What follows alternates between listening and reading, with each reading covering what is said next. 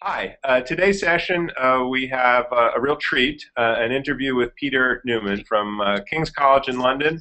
He's Georgetown University this summer, and he's the director of the International Center for the Study of Radicalization. So given that we're studying the radicalization process this year, I'm very grateful and excited to have Peter participating with us today. Thank you. Peter, how are you? Very good. How are you? Excellent. Thank you for being with us. Before we dive into the subject matter, why don't you tell the students a little bit about the ISCR? So ICSR, which you can find at icsr.info, is a center that was founded in 2008. And it was founded because we thought that not enough was being done to study, if you want, the roots of terrorism, how people become terrorists. We were always talking about terrorism, the boom, the bombs, and what can be done to counter it, but there wasn't any real study of how people came to embrace violent extremism, and that's what we want to change. As far as I know, and I stand to be corrected, but as far as I know, we were the first center that exclusively, almost exclusively, studied violent radicalization. I mean, there are a few others now, but I think we were the first one.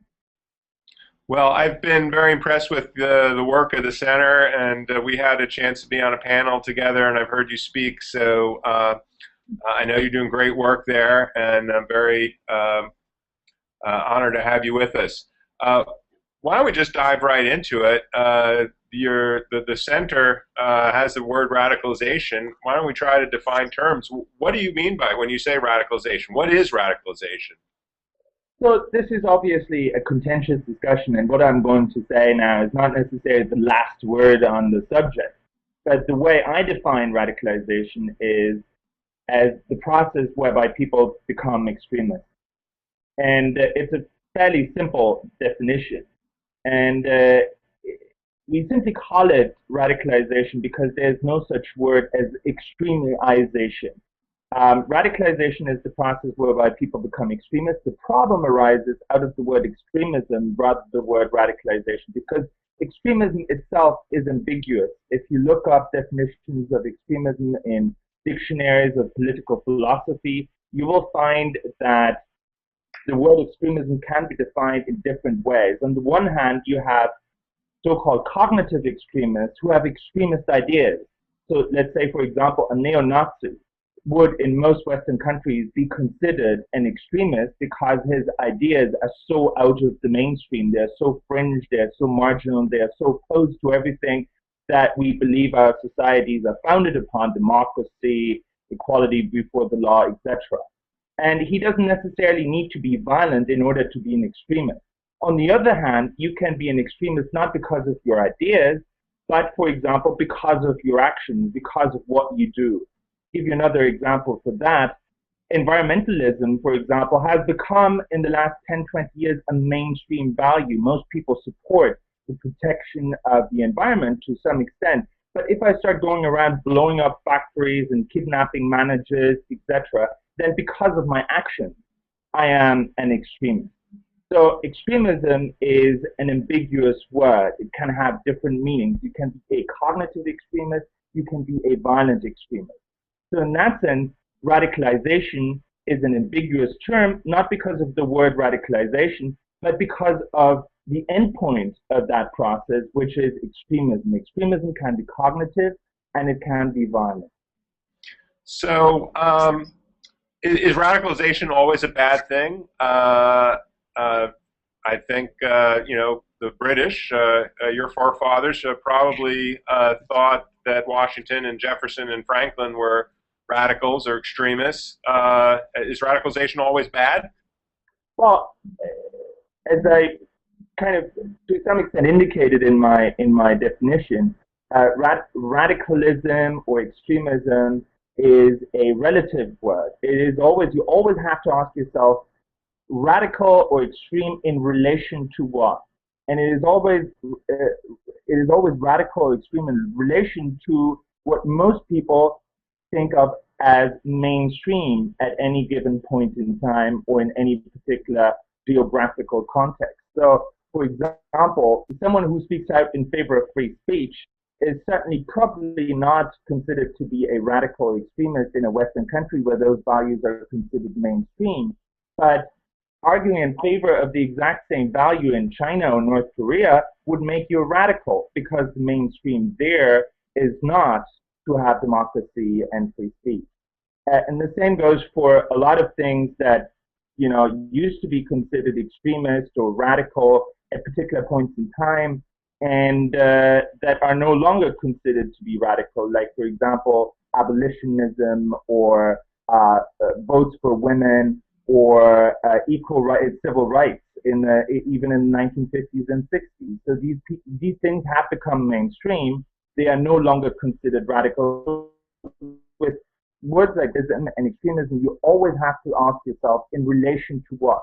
They are very context dependent and they are relative to the mainstream. And so in order to be able to define what is radical or extreme at any particular point in time, you need to have a concept or an idea of what is mainstream.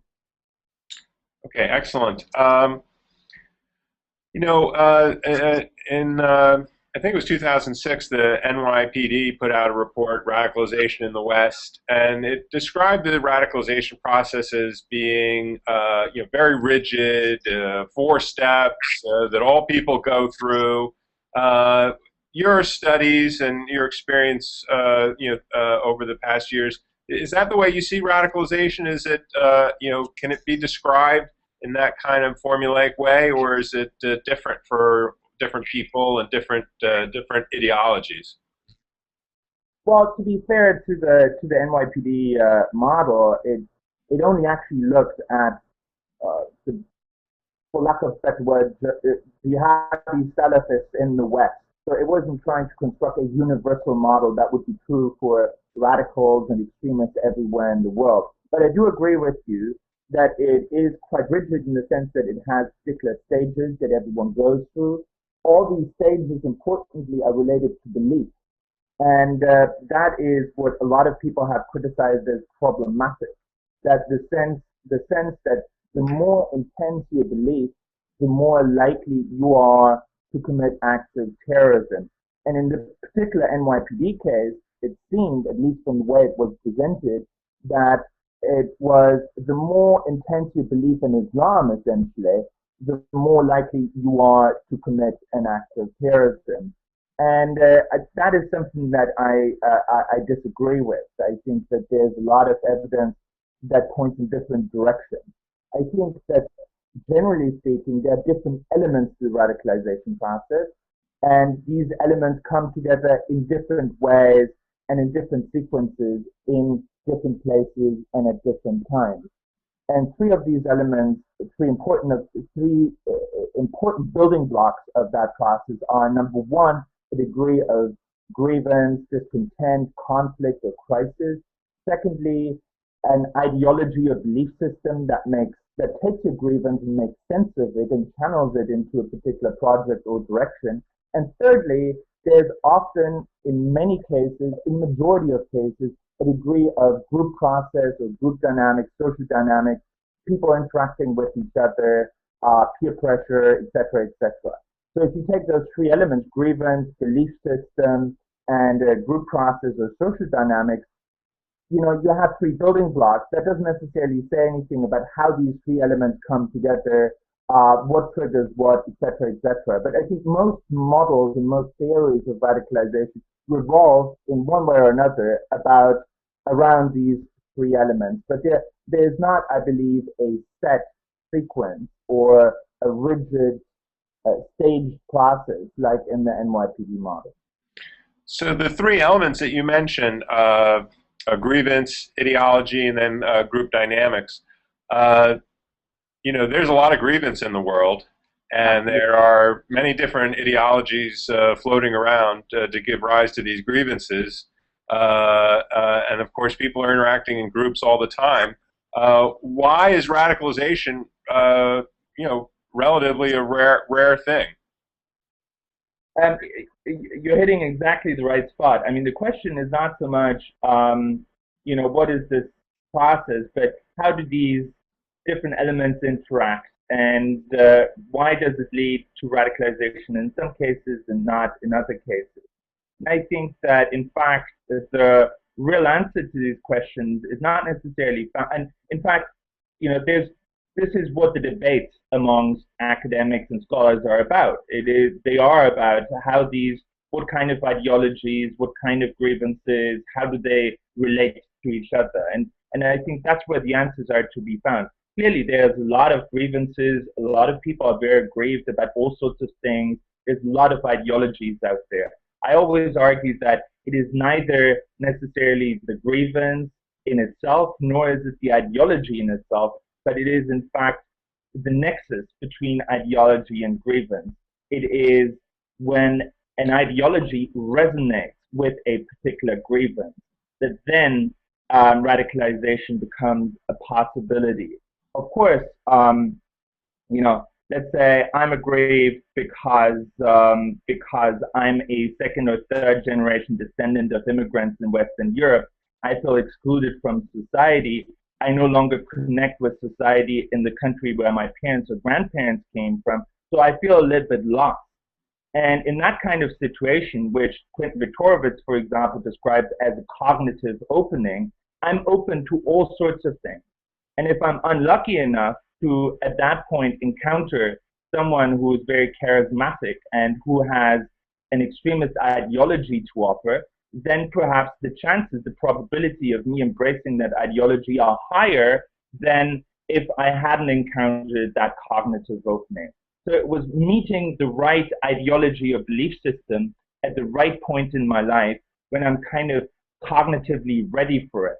That is, I think, the chance to that is the answer to your question to some extent. It has a lot to do with opportunities and with meeting the right people. And so a lot of people will not kind of be unlucky enough to meet a charismatic recruiter at exactly the point when they are feeling that sense of crisis.